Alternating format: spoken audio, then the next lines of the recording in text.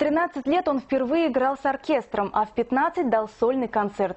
В годы учебы в Государственном музыкально-педагогическом институте в качестве солиста гастролировал по городам Советского Союза. «Иди и играй» – таково творческое и жизненное кредо пианиста и педагога Михаила Лицкого, выступившего в Малом зале Башкирской государственной филармонии имени Хусаина Ахметова, рассказывает Айгуль Усманова.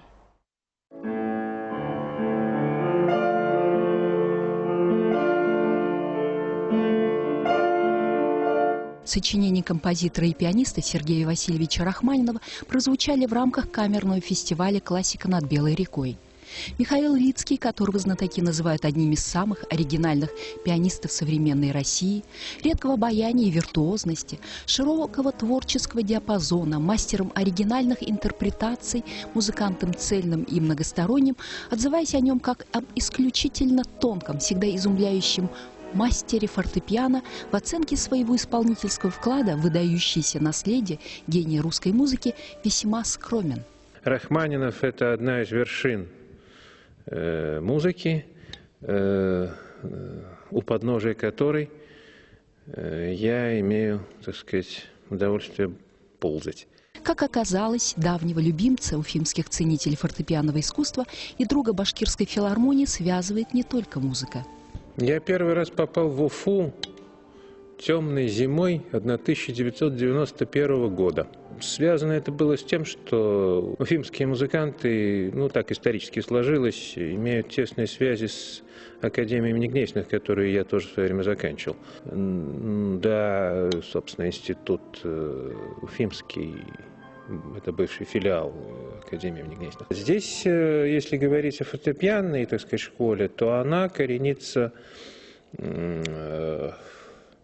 как раз вот в Гнесинской академии.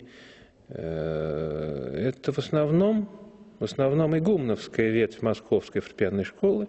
Так сложилось, что Александр Львович Йохелес, крупнейший профессор, в прошлом ученик Игумнова, так сказать, заложил основы здешней фортепианной школы. Ну вот, собственно говоря, моя первая учительница Марина Ильинична Маршак, тоже ученица Йохелеса. Ну вот вам и, так сказать, открывается ларчик.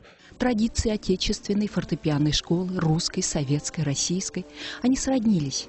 Независимо от места и времени, творческие узы между основоположниками и последователями, учителями и учениками незыблемы, как и сама музыка.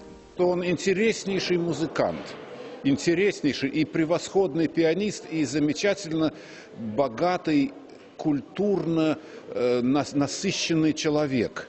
Вот с ним общаешься, и когда слушаешь его игру, потому что я же все-таки 65 лет, 66-й год я занимаюсь музыкой, кое-что уже начал понимать в этом деле.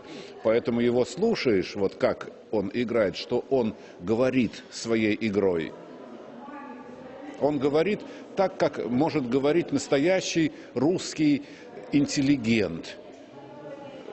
Натура глубокая, поэтичная и очень высокий мастер.